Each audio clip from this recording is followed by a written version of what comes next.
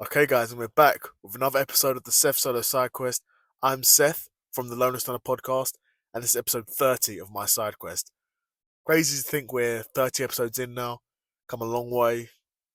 Dropping episodes daily, out here, mashing out the content, grinding it out. Channel's growing slowly but surely, baby steps there. Um, Probably be a bit of a shorter episode today because we've only got a couple topics to talk about, a couple articles. Let's get straight into it. Okay. First one is Justin Gaethje recently commenting that Islam is a better stylistic matchup for him than Khabib. Now, obviously, Khabib dominated Justin Gaethje and took him down, beat him up. I think submitted him. I think it was a submission win, or just grinded him out to a decision. I forget. I haven't got the result in front of me, but it wasn't really a close fight. Is mainly what I'm trying to get across. Justin Gaethje pretty much just got shut down by Khabib when they fought. Um, and I suppose in some aspects, Islam would be a better stylistic matchup because Islam would be willing to strike, whereas Khabib really didn't have any option but to try and wrestle him. I mean, this was the case for majority of Khabib's fights because his striking was so underdeveloped. He kind of had to wrestle everyone, and he kind of had to wrestle Justin Gaethje as well. Islam doesn't have to wrestle Justin Gaethje. I imagine he likely would, at least threaten that for large parts of the fight. Even though Islam's a very, very, very good striker, very dynamic striker, really good fundamentals, a lot better fundamentals than Khabib, and to be honest, in a lot of aspects, a lot better fundamentals than Gaethje. Gaethje's not even in terms of technique and fundamentals. He's not that good of a striker. He's clearly got a decent amount of power for a lightweight, and he's got good leg kicks, good scrambling for wrestling. But in terms of striking, he's no savant himself.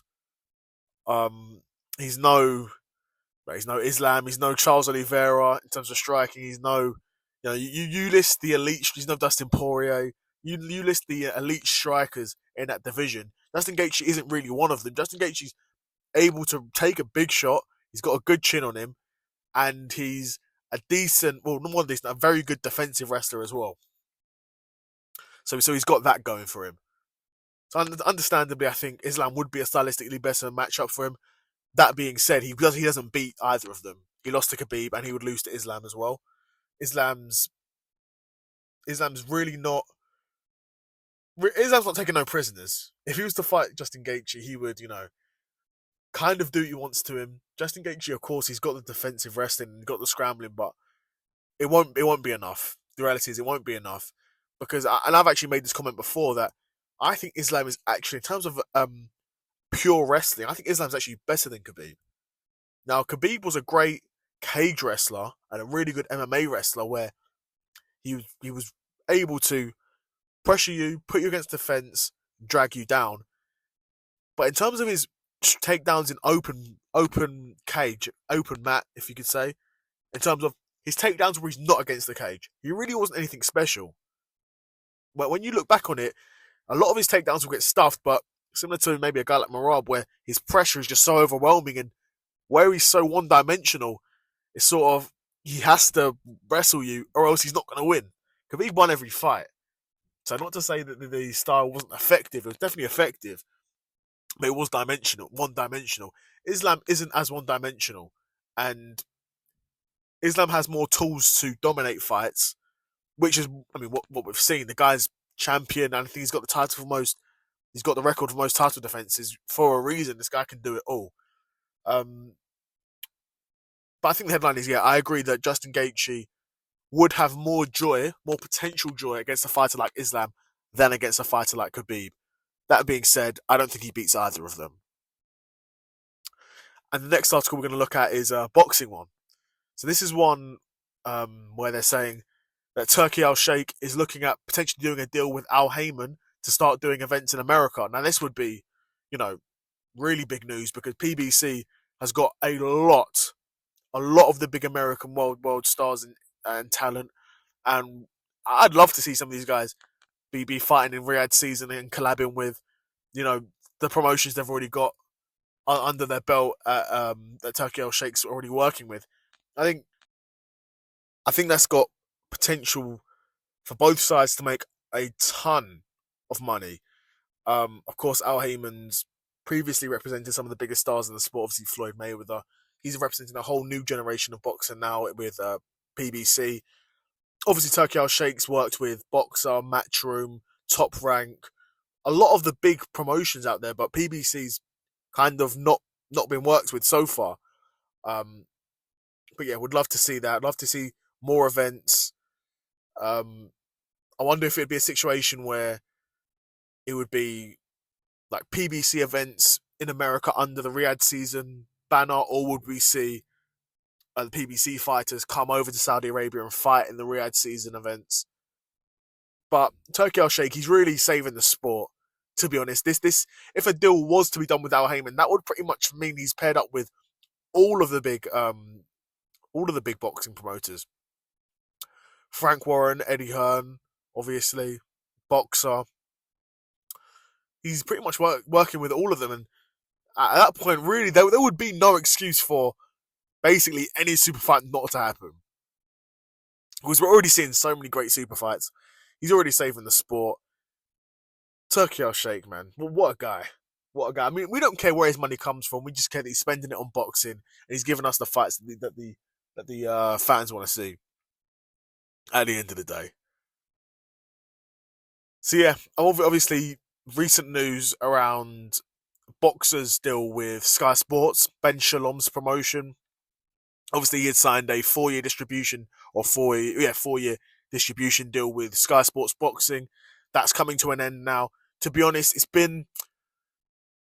feels like it's been an underwhelming run from them. Comparing it to previously Matchroom, who Eddie Hearn was putting on some huge events. You know, under that run, Eddie Hearn made Anthony Joshua basically one of the biggest names in boxing, the face of British heavyweight boxing for a generation, was doing big event after big event after big event.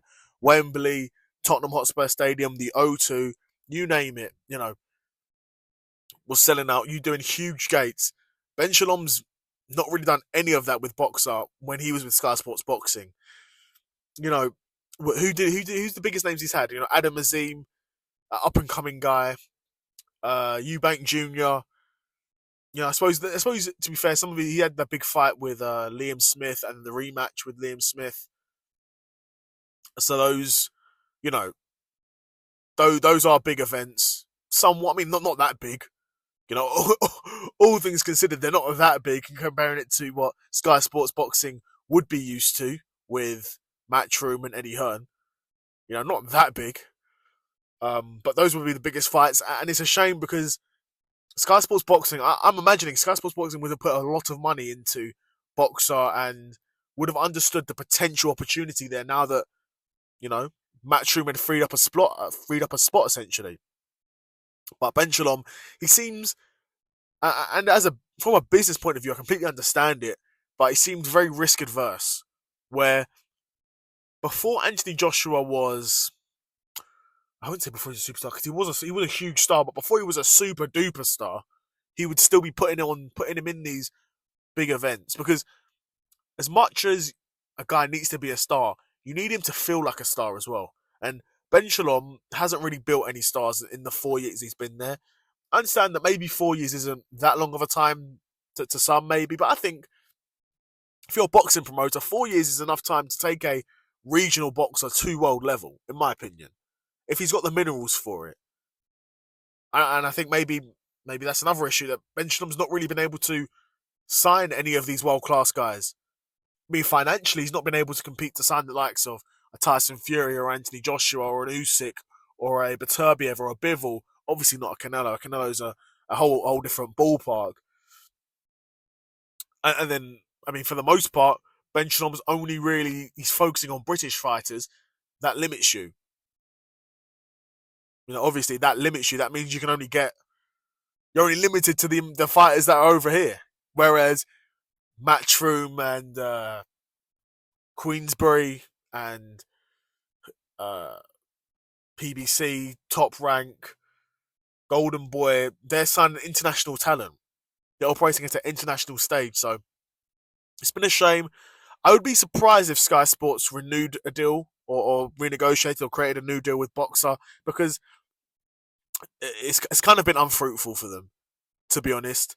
And if Sky Sports was to renew the deal, I'd imagine it'd be on a even even more scaled back of a deal where Sky Sports will be paying very little money. And to be fair, for Boxer, it's still worth it for them because it's still major distribution across the UK. Sky Sports Boxing is probably still one of the top distribution methods in the UK. So it would be worthwhile for Boxer, but Boxer have to make it worthwhile for Sky Sports at the end of the day. They do. But yeah, that's it from me. Another episode of the Seth Solo Side Quest in the bag, episode 30. Crazy. The episode 30 feels like just yesterday we was at episode 25, a quarter of a century in of episodes. Now episode 30. The man banging is out. I'd love to get to, sort of, I've said this to Evan privately, but I get to like Joe Rogan numbers where I'm like episode 2000, episode 3000, whatever. And we're just going and going and going, but we'll see. We take it one episode at a time. That's all we can do, to be fair, in this world. That's all we can do. One day at a time, one episode at a time, one podcast at a time, one bit of content at a time. But yeah, that's been it from me. I've been Seth from the Lonely Star Podcast. Well, I am Seth from the Lonely Star Podcast, but this is Seth Solo Side Quest, episode 30. We talked about Ben Shalom and Boxer. We talked about Turki Alalshikh partnering with Haymon.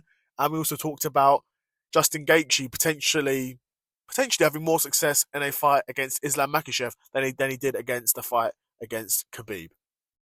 Cool. That's it from me, and I'm out. Peace.